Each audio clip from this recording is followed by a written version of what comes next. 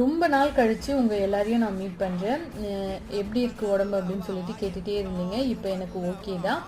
ரொம்ப நாள் கழித்து இன்றைக்கி தான் நான் கோவிலுக்கும் போயிட்டு வந்தேன். இன்றைக்கி எனக்கு ரொம்ப பிடிச்ச நாள் சனி பிரதோஷம்.